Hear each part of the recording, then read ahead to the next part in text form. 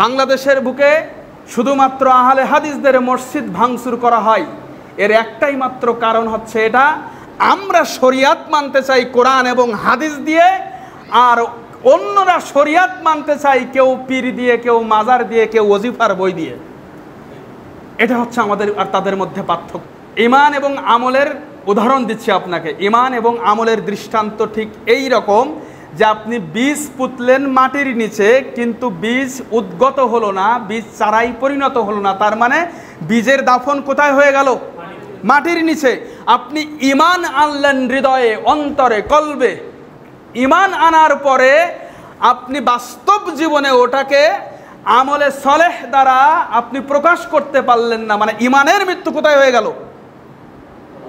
কলবে। করবেন হাজারটা বীজ পোতার পরে একটা বীজ থেকে যদি চারা উদ্গত না হয়, ওই বীজের যেমন কোনো মূল্য থাকে না, ঠিক তেমনি ভাবে এক কঠিন ঈমান আর সুন্দর ঈমান আনয়ন করার পরে কোনো ব্যক্তি যদি আমলে সলেহ করতে না পারে, তাহলে ওই ঈমানের আর কোনো মূল্য থাকে না, ওই ঈমানের দাফন এই কলবে হয়ে যায়। আল্লাহ বলছেন, ইল্লাল্লাযীনা আমানু ওয়া আমিলুস সলিহাত, যারা ঈমান এনে আমলে সলেহকারী হয় তারাই মূলত সফল কাম, তারাই এই ক্ষতি থেকে মুক্ত। বাংলাদেশের মানুষ সব থেকে ঈমানের ক্রাইসিসে আছে, কেননা অধিকাংশ মানুষ সব শিরিক করে, শিরিকে যুক্ত। এদেশের বুকে হাজারো মানুষ গায়রুল্লাহর নামে কসম কাটে। এদেশের বুকে হাজারো মানুষ, মা আছে, বোন আছে, এদেশের বুকে হাজারো মা এবং বোন আছে যারা সন্তান না হলে বাবার দরবারে ছুটে কবিরাজের কাছে যায়। এদেশের হাজারো মানুষ আছে বাচ্চা বেছানায় পেশাব করলে, দুঃস্বপ্ন দেখলে অথবা কান্নাকাটি করলে তারা তাদের বাচ্চার গলায় তাবিজ ঝোলায়। হাজারো মানুষ রয়েছে, ঈমানের ক্রাইসিস রয়েছে, ঈমান নেই।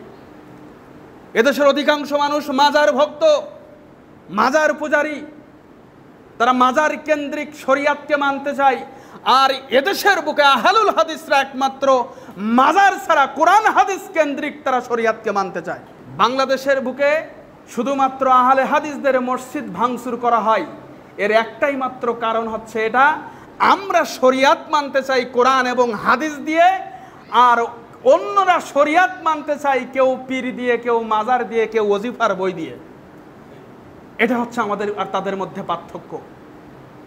প্রিয় ভাই আমার, এজন্য আল্লাহ সুবহানাহু ওয়া তাআলা বলছেন, লাইন আশরাকতা লা ইয়াহবাতান্না আমালুকা। আল্লাহ রাসূল সাল্লাল্লাহু আলাইহি ওয়াসাল্লামকে আল্লাহ জানাচ্ছেন, লাইন আশরাকতা লা ইয়াহবাতান্না আমালুকা, মুহাম্মদ তুমি যদি শিরিক করতে তাহলে তোমার আমল আমি সব নিষ্ফল করে দিতাম। তুমি শিরিক করলে তোমার আমলটা নিষ্ফল হয়ে যাবে। মূলত মুহাম্মদ সাল্লাল্লাহু আলাইহি ওয়াসাল্লাম কি আর শিরিক করে? আমাদেরকে এটা বার্তা দিচ্ছেন, কেউ যদি শিরিক করে তার গোটা আমল, তার পূর্বের আমল, তার পরের আমল, তার পিছের আমল, তার সামনের আমল, সব, তার গোপন আমল আর প্রকাশ্য আমল, সব আমল নিষ্ফল হয়ে যাবে যদি কোনো ব্যক্তি একটাবার কোনো গায়রুল্লাহর নামে কসম কাটে, কোনো গায়রুল্লাহর নাম নিয়ে যদি তার কাছে সেজদা দেয়, সে ব্যক্তি শেষ, আমল সব শেষ, গোটা জীবনের আমল শেষ। আমরা রাসূলের হাদিস থেকে জানতে পেরেছি যে একজন ব্যক্তি মাছি মেরে একটা দরবারে দিয়েছিল জাহান্নামী, মাছির কারণে জাহান্নামী হয়ে গিয়েছিল। আমরা আসি না, হাদিসে পেয়েছি এটা, মাছির কারণে জাহান্নামী। আর একজন ব্যক্তি মাছি মেরে দেবদেবীকে দেয়নি, সে হয়ে যায় জান্নাতি।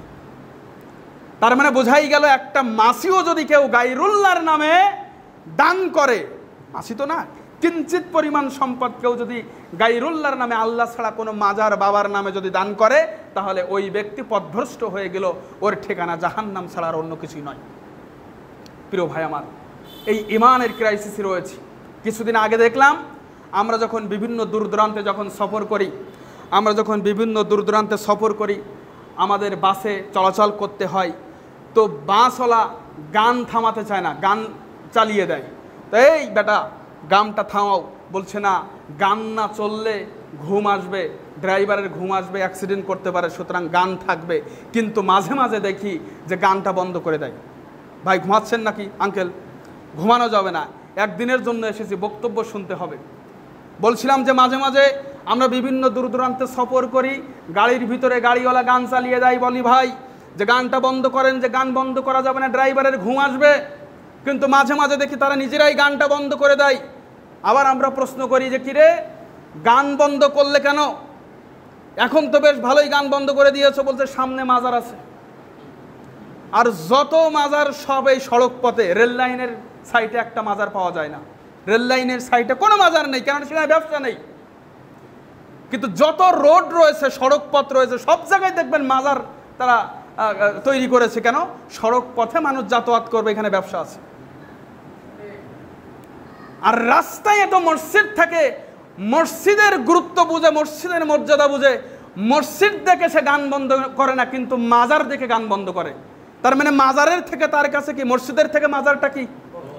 তার মানে মাজারের থেকে মসজিদটা তার কাছে ছোট মনে হয়, নিম্ন মনে হয়, মর্যাদাহীন মনে হয়, আর মাজারটা তার কাছে না সম্মানের আর মর্যাদার, আত্মমর্যাদার মনে হয়।